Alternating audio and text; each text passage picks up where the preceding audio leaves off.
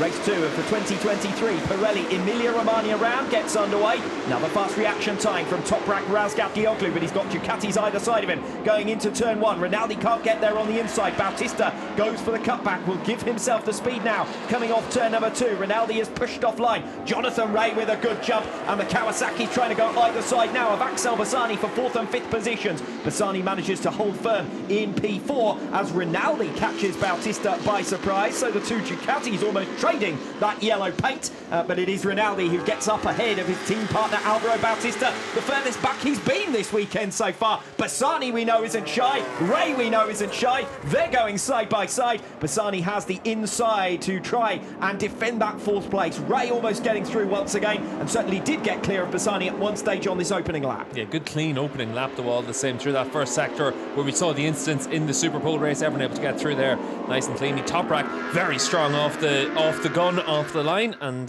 he's able to convert that into an early race lead. The good thing for him is he's got a little bit of a buffer there with Rinaldi. Well, we're back where we were a little bit further back as Alvaro Bautista makes the pass on Michael Ruben Rinaldi through the high-speed Curvone. He's not going to be quite close enough, perhaps, to Toprak Razgatlioglu going into Caro, the slowest corner on the circuit. Almost skittling further back down the order. Jonathan Rea barrels down the inside of Axel Bassani, almost wipes him out, and Alex Lowes is going to pop through. Had an opportunity to pass the pair of them there, but Lowes has certainly got ahead of Bassani and up into 5th place. So I said that the KRT boys looked like they were trying to go either side of Axel Bassani at one stage on that opening lap, and by the end of it, both Rea and Lowes are through. But all of that bumping and boring has enabled the top 3 to break away. It's Razgatlioglu who leads. Bautista still second, having passed Michael Ruben Rinaldi towards the end of that lap number 1. Rinaldi 3rd, and then a gap of a second to Jonathan Rea in 4th. Far too easy there for Alvaro Bautista to hit the front on Toprak Razgatlioglu going into La Quercia on lap 2. So he lost 2 places on lap 1. He's made them up by halfway through lap 2. Alvaro Bautista already escaping. This is going to be a fast lap pace from him, but it's Michael Ruben Rinaldi who is looking for a move, under braking into turn 1. You don't normally see Toprak Razgatlioglu getting past like that. He is going to try and defend against Rinaldi, but he's certainly not going to catch Bautista. 1 minute 33.9 last time around from the reigning world champion and race leader, and this is now a scrap for 2nd and 3rd.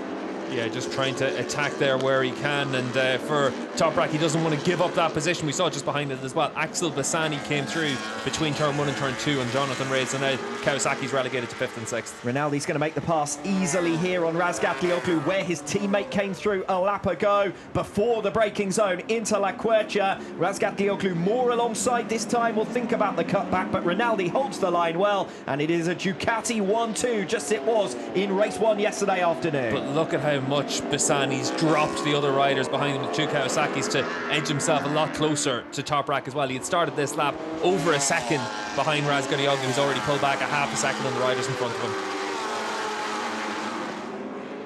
Down in towards turn 8, we saw how Bautista and Rinaldi both blew past on that run as well, so certainly for Bassani that's where he's going to try and make a move. Look, he might have ran a bit wide there though. All wide from Axel Bassani, and Jonathan Rea will get up alongside him. Bassani pushed out onto the curb, so Axel Bassani's been the rider homing in on the podium trio in front of him, and now he's having to defend 4th position against Jonathan Rea. They have had good scraps previously, even earlier in this weekend. It was Bassani who had the upper hand. Big moment again from Bassani as he defends against Jonathan Rea.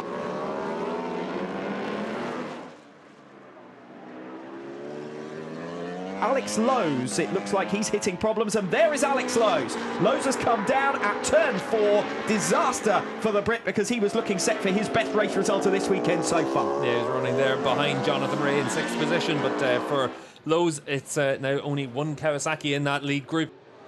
In towards La Quercia, and totally alongside with a big moment, and Scott Redding has outbraked himself, and Dominic Egerter is going to come through as well, and it might also open up the door to Lorenzo Baldassari. So Scott Redding losing 3 positions there in just 1 turn. He'll make one of them back at the expense of Baldassari, but the GRT Yamahas, who didn't get off to the best of starts to this race, are now up into 11th and 12th positions. Yeah, Bradley Rea now in a position to attack Balda as well. We saw him exit onto that back straight very strong.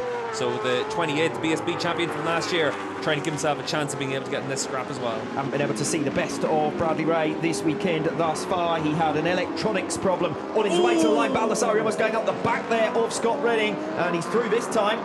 Yeah, Scott just getting mugged on this lap. So for Reading, we saw it into turn 8 when Gardner came down the inside, really deep into the corner for Remy. We saw how loose he was on the entry. Scott ended up losing a few spots from that, and then another spot now to Balda.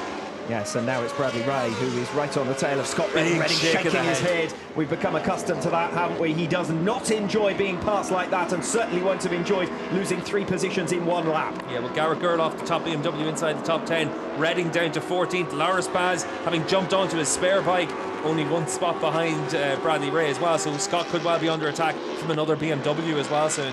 Here goes Brad Ray then for 14th position on Scott Redding, and it didn't look like Redding fought that one too hard either.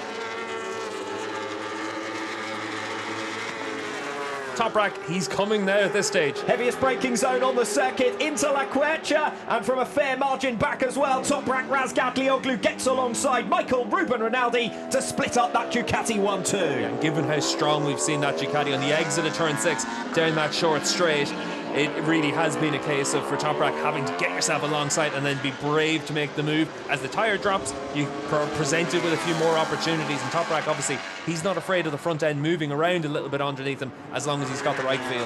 Well, Razgatlioglu's only been 1/10 of a second a lap faster than Michael Ruben Rinaldi. He's managed to edge his way onto the tail. Now we'll see if the 21 Ducati has enough to answer back. Yeah, certainly very close. You can see how close they get there. We'll see if Rinaldi's able to try and do something. Again, it'll probably be the exit of 6 down to turn 8 to try and use the power of that Ducati to give himself an opportunity to come through. The problem is then you're talking about outbraking Toprak and a 4-second braking zone, and that's going to be far from easy to achieve. Lap 16, Bautista, 5.5 seconds clear now of this fight. A big moment for Toprak into turn 1. Rinaldi clicks him and goes down. Michael Ruben Rinaldi hits the back of Toprak Razgatlioglu, and his hopes of a triple podium and his home round are at an end. Yeah, and for Rinaldi, it's also lucky that Toprak doesn't get taken out in that one. It's easy whenever you get hit behind, especially whenever the other bike's on a bit of an angle, and for Rinaldi, you can see the disappointment for him, but a little bit rash there. And there'll be a contrast in fortunes because suddenly it's Axel Bassani who moves up into the podium positions, and a rash move there from Michael Ruben Rinaldi ends his race too, and his hopes of making it 3 podiums out of 3 here at his home round. Yeah, it's a shame for Michael. He's ridden very well through the course this weekend, but just tried to make that move on Toprak, and he's just gone in way too hot into turn 1. Oh, devastation for Michael Ruben Rinaldi. He stalks his way out of the gravel trap. Garrett Gerloff up in P9, doing a really strong job there when you look at where the other BMWs are. Of Loris Baz down in 12th, Scott Redding inheriting 15th, partly because of this spill for Lorenzo Baldassari. Yeah, Balda just asking a little bit too much of that Yamaha and the Pirelli tyres.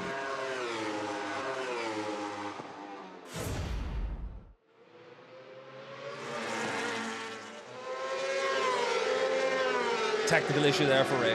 So disappointment for Bradley Ray. That promotes Hafiz Shireen into the points. There's only 1 rider now still going out there outside of points, and that is Vinales in P16. Bradley Ray comes into the pits to retire.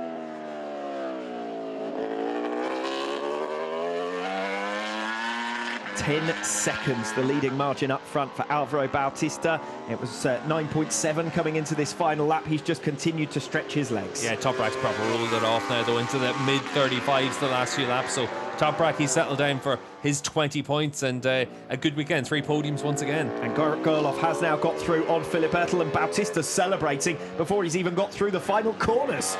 Yeah, well, he knows he's got it in hand, and for Alvaro, it's going to be another race victory. It's been such an unbelievable start to the year. The best ever start to a Superbike World Championship season. Alvaro Bautista makes it 14 wins out of 15 in only the Tissot Superpole race of the Indonesian round. Has he dropped any points in 2023? Toprak Razgatlioglu through for second. That's another great ride from Toprak. He was relegated to third. It looked as though he wasn't going to be able to make any progress from there, and yet he came back and fought Michael Ruben Rinaldi through for second. Axel Bassani, after a series of 4th position and 5th position finishes this season, 2 this weekend up in 4th place, 2 previous 4th position finishes as well, gets his reward for his perseverance and will complete the podium.